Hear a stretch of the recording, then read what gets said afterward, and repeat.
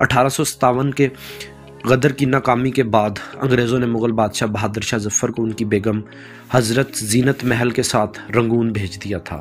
बहादुर शाह ज़फ़र ने अपने पेशरू बादशाहों की तरह दिल्ली में अपने लिए भी तदफ़ीन की एक जगह मुंतखब की थी।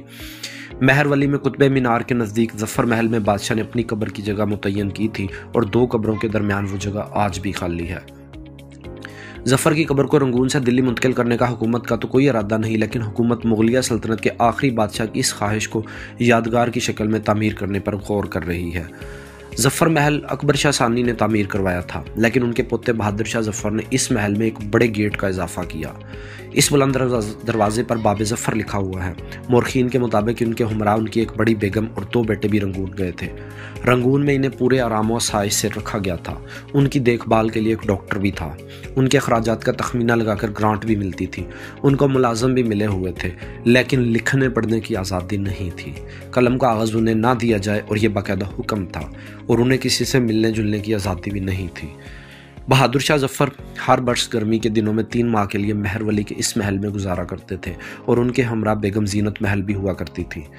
मोरखीन के मुताबिक बादशाह बहादुर शाह ज़फ़र एक अच्छे इंसान, तीरंदाज और शहसवारी में माहिर और बहुत बासलाहियत शख्स थे, और वो एक बेहतरीन शायर भी थे। बहादुर शाह ज़फ़र की ज़िंदगी के मुहक्किक डॉक्टर असलम परवेज़ कहते हैं कि बहादुर शाह ज़फ़र जितने बदनसीब बादशाह थे, उतने ही बदनसीब शायर भी थे।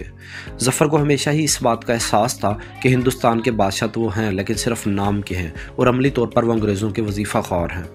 ज़फ़र ने अपनी इस बेबसी का इजहार कई मौक़े पर अपनी गज़लों में भी किया है।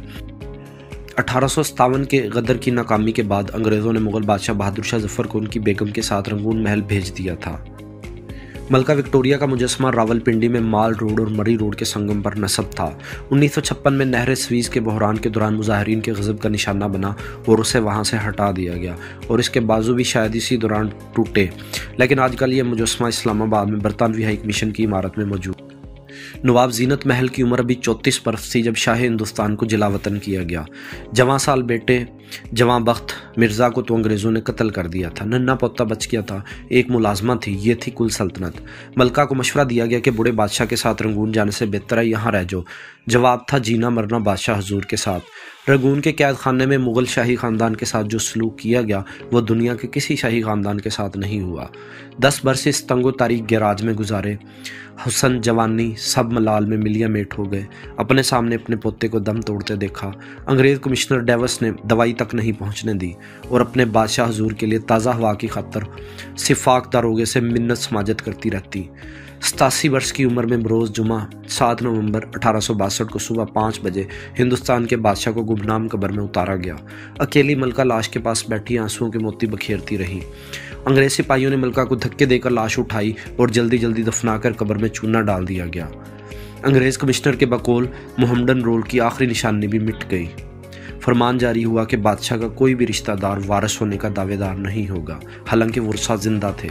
मुगल बादशाह के 20 बेटे थे। 2 शहजादे जान बचाने में कामयाब रहे थे और कुछ शहजादे जेलों में भी डाले गए। जो दिल्ली में कत्ल होने से बच निकले वो बर्मा और हिंदुस्तान की सरजमीन में रूपोश हो गए। बादशाह के साथ वफा निभाने के लिए रंगून में हिजरत करके आने वाले मुगल शाही खानदान के लोग अपनी दुखियारी मलका को अपने पास ले गए। जो रूखी सूखी खाते पहले मलका को पेश करते, उन्हें इज्जत और तकरीम से पेश आते, लेकिन गम कैसे कम होता। बेवा मलका मरहूम बादशाह की हालत को याद करती, खुद गिरिया करती और शाही खानदान की औरतें भी आहें भरती। इसी आलम हज़न में 63 वर्ष की उम्र में वफात पाई। बर्मा के मुसलमानों ने मलका को भी बादशाह हुजूर के पहलू में दफना दिया। बाद अज़ां चंदा जमा करके दरगाह बना दी गई। आगाज़ भी वफा, अंजाम भी वफा। कहते हैं कि इस दरगाह पर हर वक्त कुरान की तलावत होती रहती है। बादशाह हुजूर और मलका ज़ीनत महल की मग़फ़िरत की दुआएं मांगी जाती हैं। मुग़ल मलका के साथ ये सलूक बरतानवी मलका विक्टोरिया के दौर में हुआ। बरतानवी मलका और मुग़ल मलका दोनों की शादी 1840 में हुई थी। मलका विक्टोरिया शाही क्रोफर के साथ वो जेवरात पहनती थी जो मलका ज़ीनत महल को शादी के वक्त बादशाह सलामत ने तोहफे में दिए थे, जिन्हें 1857 में लाल किला की लूट मार के दौरान अंग्रेज़ फौजियों ने मलका ज़ीनत महल से छीना था। ये नादर ज़रो जवाहरात मलका ज़िफ्त दोयम भी पहनती रही। वो कोहिनूर हीरा अपने ताज में सजाती थी। मलका की ज़ाती मुल्कियत में मुग़ल ख़ानदान से लूटी हुई दौलत भी शामिल है। मलका ज़िफ्त को सरकारी तौर पर याद रखा जाएगा, लेकिन मलका ज़ीनत महल करोड़ों लोगों के दिलों में बगैर शाही प्रोटोकॉल के हमेशा ज़िंदा रहेगी।